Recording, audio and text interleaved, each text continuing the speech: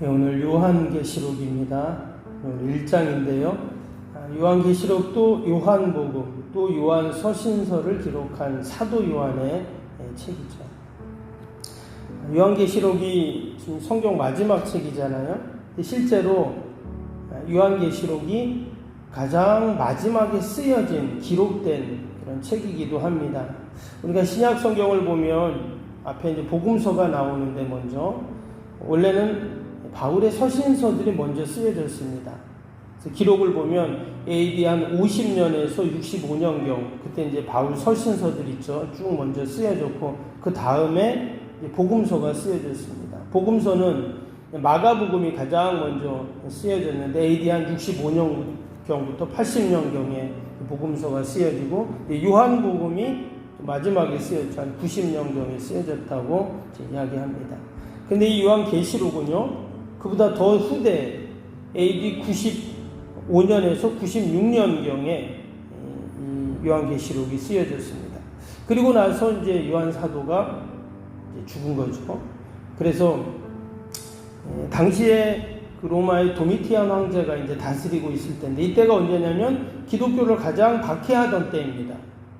그래서 우리가 이 요한계시록을 읽을 때 교회가 가장 힘들고 그런 박해와 핍박을 받을 때 쓰여진 책이다 라는 것을 우리가 생각하면서 이렇게 읽으면 왜 요한 사도가 요한계시록을 기록했는가를 우리가 알 수 있습니다. 우리가 요한계시록 볼 때 보면 그런 거 있죠. 오늘 말씀에도 나오지만 아직 이루어지지 않은 일들, 장차 있을 일들에 대한 기록이잖아요. 그래서 오늘 1절도 보세요. 어떻게 시작이 됩니까? 예수 그리스도의 계시라 이는 하나님이 그에게 주사 반드시 속히 일어날 일들 그 종들에게 보이시려고 그 천사를 그 종 요한에게 보내어 알게 하신 것이라.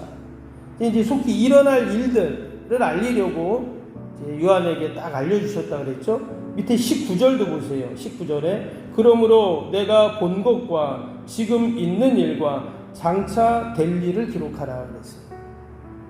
이미 일어난 일도 있지만 장차 될 일 이것을 기록해라 그랬습니다. 그러니까 아직 일어나지 않은 일들, 그래서 이제 요가 계시록이라고 이렇게 말하잖아요. 일어나지 않은 일들을 이제 쫙 이제 이야기를 하니까 사실 이 요한 계시록에 대한 이해와 해석의 폭이 상당히 넓습니다. 왜 아직 일어난 일, 안 일어난 일을 얘기하니까 그거에 대해서 사람들이 많이 오해도 있고 논란도 있고 해석에 어려움이 있는 거죠. 뭐 된 일을 얘기하면은 다 받고 아니까 문제가 없지만 일어나지 않은 일들, 당연히 쓸 때는 그런 일들이 있을 수가 있습니다. 그래서 우리가 요한계시록을 신비의 책이다 또는 우리 요한계시록이 참 이해하기 어렵다 이런 얘기도 많이 이제 하는 이유가 아직 일어나지 않은 일을 말하기 때문입니다.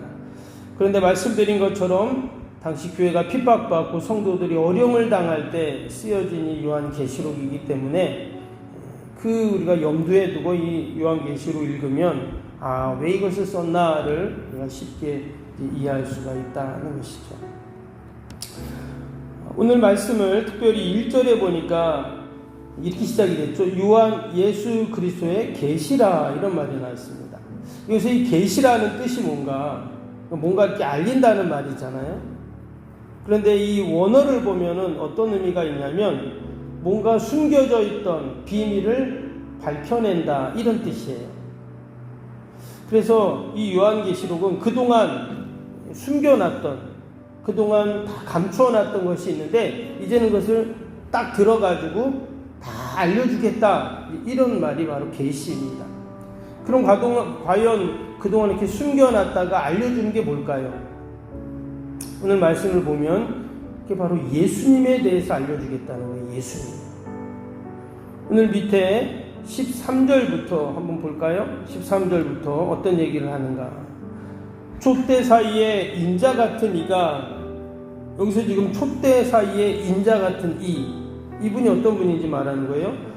발에 끌리는 옷을 입고 가슴에 금띠를 띠고 그의 머리와 털의 시기가 흰 양털 같고 눈 같으며 그의 눈은 불꽃 같고 그의 발은 풀무불에 단련한 빛난 주석 같고 그의 음성은 맑은 물소리와 같으며 그의 오른손에 7뼈이 있고 그의 입에 좌우에 날선 검이 나오고 그 얼굴은 해가 힘있게 비치는 것 같더라. 지금 예수님의 모습을 딱 지금 이야기를 하고 있는 겁니다. 지금 예수님이 어디 계시죠? 승천하셨잖아요. 그러니까 하나님 보좌에 계십니다. 근데 지금 하나님이 요한 사도에게 보여주신 거예요. 바로 영광스럽게 부활 승천하신 그 예수님의 모습을 쭉 지금 기록을 하고 있습니다. 원래 예수님은 어디 계셨습니까? 원래 하나님 보좌 우편에 계셨었죠. 근데 인간의 몸을 입고 이제 이 땅에 성육신 하셨습니다. 그러니까 원래 예수님의 모습은 오늘 23절부터 16절까지 나오는 이 모습인 거예요.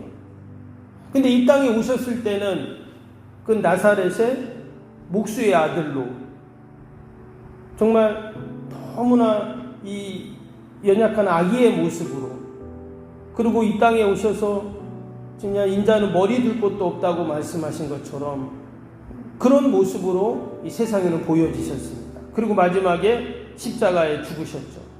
그리고 이제 부활 승천하셨습니다. 이거 이 땅에 오셔서 이제 보여주신 예수님의 그 형상이에요. 근데 원래 예수님의 모습은 그게 아니었다는 거예요.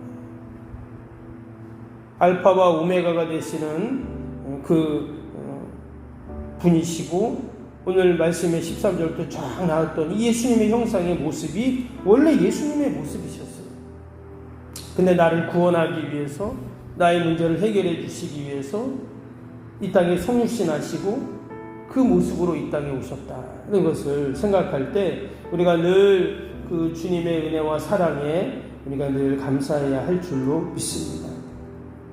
그래서 이제 2장에서부터 마지막 그 22장까지는 결국 그런 예수님이 어떠한 일을 하셨는가에 대한 기록이 쭉 나오고, 그리고 장차 어떠한 일을 하실 것인가에 대한 말씀이 쭉 나온다는 거죠. 오늘 4절을 보니까요, 이 요한계시록에 수신자가 나오죠. 누굽니까? 요한은 아시아에 있는 7교회에 편지하노니 그랬습니다. 여러분, 늘 편지는 쓰는 사람이 있고 받는 사람이 있잖아요. 그런데 이 요한계시록을 뭐라 그랬냐면 아시아에 있는 7교회에 편지했다 그랬어요. 그래서 어떤 분들은 이 요한계시록을 서신서로 구분하기도 합니다. 왜 편지로 썼다고 하니까 바울 서신서처럼. 근데 지금 누구에게 했냐? 아시아에 있는 7교회에게 했다라고 이렇게 말을 했어요. 그래서 이 요한계시록을 교회의 편지를 썼다라는 것을 우리가 또 염두에 두어야 합니다. 이 요한계시록 우리가 이렇게 해석하고 이해할 때 좀 많은 어려움이 있잖아요. 그래서 특히 이단들이 이 요한계시록 강의를 많이 하는데, 근데 보면은 결국 뭐 자기들 뭐 입맛대로 해석하고 뭐 짜맞추고 그렇습니다. 근데 가장 중요한 것은 뭐냐? 누구에게 편지 썼다고요? 교회에게 편지 쓴 거예요. 그러니까 그거를 빼놓고 이걸 해석하고 뭐 말하고 이해하면 문제가 생기게 되어 있어요. 교회에게 쓴 편지다 라는 것을 이야기하고, 어떤 개교회라는 것보다 여기 보면 7교회가 나오는데 성경의 7은 완전수잖아요. 그러니까 이 땅의 모든 교회에 이 요한계시록을 썼다. 그리고 교회에 썼다는 말은 우리 성도들에게 이 요한계시록을 썼다라는 것을 생각하면 됩니다. 오늘 3절 말씀 중심으로 한번 보려고 하는데요. 3절 다시 한번 볼까요? 1장 3절. 이 예언의 말씀을 읽는 자와 듣는 자와 그 가운데 기록한 것을 지키는 자는 복이 있나니 때가 가까우니라. 여기 보면 읽는 자, 듣는 자, 또 그 가운데 기록한 것을 지키는 자가 뭐가 있다고요? 복이 있다 이랬습니다. 여러분, 성경 처음 시작할 때 창세기 1장에 보면 뭐가 나옵니까? 태초에 하나님이 천지를 창조하시니라. 그래서 쭉 창조 얘기가 나오면서 하나님이 인간을 창조하시고 뭐라 그래요? 하나님이 복을 주셨다 그러잖아요. 그렇죠? 그래서 창세기 시작할 때 하나님이 복을 주시잖아요. 그렇죠? 그리고 성경 가운데 딱 피면 뭐 나온 줄 아세요? 시편 나옵니다. 그쵸? 근데 시편 1편에 보면 뭐라 그래요? 복 있는 사람은 이렇게 나오잖아요. 그쵸? 그리고 오늘 성경 마지막 요한계시록에 다시 하나님께서 뭘 얘기하세요? 복이 있나니. 뭔가 이렇게 좀 연결되잖아요. 그쵸? 복으로 시작해서 어떻게 하면 복 있는 사람으로 이 땅에서 우리가 살아갈 수 있는가를 이야기하고 성경 마지막 부분에 또다시 복에 대한 이야기를 다 하고 있습니다. 이게 결코 우연이 아니고 그냥 맞춘 게 아닙니다. 하나님께서 하나님의 섭리와 계획 가운데 이렇게 성경을 기록하게 하시고 어떻게 하면 우리가 이 땅에서 정말 복된 삶을 살 수 있는가를 말씀하는 거죠. 원래 우리는 어떤 사람들이에요? 다 하나님이 복을 주신 사람들입니다. 그런데 우리가 그 복된 사람인데 시편 1편의 말씀처럼 과연 내가 복된 사람, 복 있는 인생을 내가 살고 있는가? 그리고 마지막에 다시 한번 내가 복된 사람인 것을 확인하는 그런 내용이에요. 특별히 여기 보니까 어떤 사람이 복이 있다 그랬냐면 누구라고요? 말씀을 읽는 자, 또 말씀을 듣는 자, 그리고 또 그걸 지키는 자. 우리가 오늘 이 새벽에 뭐 짧은 시간이지만 어떻게 했습니까? 들었잖아요. 그렇죠? 들었잖아요. 그렇죠? 우리가 그 드라마 바이블로 말씀을 들었어요. 그리고 또 말씀을 같이 우리가 어떻게 하고 있습니까? 읽고 있잖아요. 그렇죠? 그리고 또 오늘 하루 우리가 어떻게 살아야 될까요?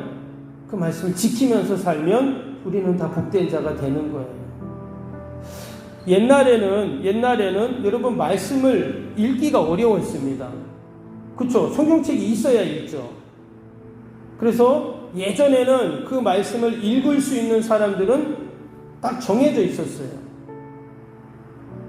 그리고 그 말씀을 듣는 사람들도 정해져 있었습니다. 근데 하나님께서 어떻게 했어요? 누구나 말씀을 읽고 들을 수 있도록 은혜를 베풀어 주셨잖아요. 너무나 감사한 일이에요. 저와 여러분이 늘 하나님의 말씀을 읽고 들을 수 있는 것이 축복인 줄로 믿습니다.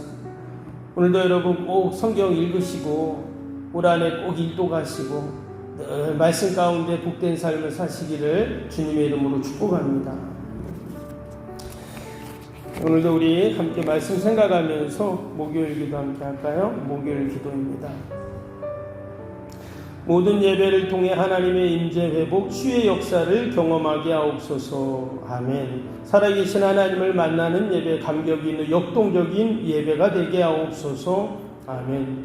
온 성도들이 예배를 사모하게 하시고 처한 곳에서 예배자가 되게 하옵소서. 아멘. 성도들 간의 친밀한 교제를 통해 치유와 회복의 역사가 일어나게 하옵소서. 아멘. 한 사람도 소외됨이 없이 모든 성도들이 풍성한 사랑을 경험하게 하옵소서. 아멘. 선교와 구제, 선김의 역사가 역동적인 예수 생명의 교회가 되게 하옵소서. 아멘. 새가족 모임 구역 선교회를 통해 새가족들이 교회에 잘 정착하게 하옵소서. 아멘. 올해도 구역 모임, 부서 모임, 남녀 선교회 모임이 잘 이루어지게 하옵소서. 아멘. 교회 학교가 더욱 부흥하고 총무부 모임이 활성화되게 하옵소서. 아멘.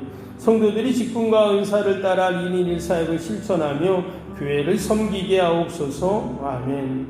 모든 성도들이 예수님의 섬김과 헌신의 마음을 품고 신실하게 행하게 하옵소서. 아멘. 성도들이 다양한 은사와 잠재력이 섬김의 장으로 잘 연결되어 섬기게 하옵소서. 아멘. 성도들이 영원권에 대한 마음을 품고 전도 대상자들 위해 기도하게 하옵소서. 아멘. 모든 성도들이 복음의 가치를 알고 복음의 씨앗을 뿌리는 삶을 살게 하옵소서. 아멘. 매주 새가족이 등록하게 하시고 교회 믿음의 뿌리를 잘 내리게 하옵소서. 아멘. 예수님의 이름으로 기도합니다. 아멘. 사랑과 은혜가 충만하신 하나님 아버지, 오늘도 우리가 이처럼 말씀을 읽게 하시고 듣게 하심을 감사합니다. 오늘도 이 말씀을 지키는 자가 되어 복된 삶을 살게 하여 주옵소서. 하나님, 우리에게 그 감추어졌던 비밀 예수 그리스도를 우리에게 알려주시고 또 보여주시니 감사합니다. 늘 그 은혜 가운데 살게 하시고 아버지여 약속의 말씀 꼭 붙잡고 승리하는 저희들이 다 되게 하여 주옵소서. 하나님 무더위 가운데 지치지 않게 하시고 우리 어르신들 환우들 꼭 붙잡아 주시어서 늘 강건케 하여 주옵소서. 오늘도 우리가 기도하는 모든 기도의 제목 마음의 소원들 하나님이 아시오니 들으시고 선하게 인도하여 주옵소서. 오늘도 모든 아버지 성전 공사가 은혜 가운데 진행되게 하시고 아무 사고 없게 하시고 늘 하나님의 영광만을 드러내게 하여 주옵소서. 오늘도 하나님 우리 사랑하는 자녀들 다 올려드립니다. 어디 있든지 늘 하나님의 은혜가 있게 하여 주시고 막히고 다치는 것 없도록 믿음의 부모의 기도가 응답되도록 늘 도우시고 함께하여 주옵소서. 하나님 여러 재난들로 말미암아 어려움을 당한 우리 이웃들이 있습니다. 전쟁으로 또 홍수로 또 아버지 지진으로 또 산불로 아버지 어려움을 당한 우리 이웃들을 불쌍히 긍휼히 여겨주시고 하루속히 모든 어려움들이 해결되게 하여 주옵소서. 특별히 네팔에 큰 홍수가 나서 또 우리 국민들이 실종이 되고 어려움을 당했다고 하는데 잘 구조되게 하여 주시고 빨리 아버지 문제들이 해결될 수 있도록 은혜를 베풀어 주옵소서. 이처럼 우리가 연약합니다. 하나님의 도움이 없으면 우리가 한시도 살 수 없는데 하나님이 늘 함께 하시고 은혜를 베풀어 주옵소서. 감사하며 예수님의 이름으로 기도하옵나이다. 아멘. 하늘에 계신 우리 아버지, 아버지의 이름을 거룩하게 하시며 아버지의 나라가 오게 하시며 아버지의 뜻이 하늘에서와 같이 땅에서도 이루어지게 하소서. 오늘 우리에게 일용할 양식을 주시고 우리가 우리에게 잘못한 사람을 용서하여 준 것 같이 우리 죄를 용서하여 주시고 우리를 시험에 빠지지 않게 하시고 악에서 구하소서. 나라와 권능과 영광이 영원히 아버지의 것입니다. 아멘.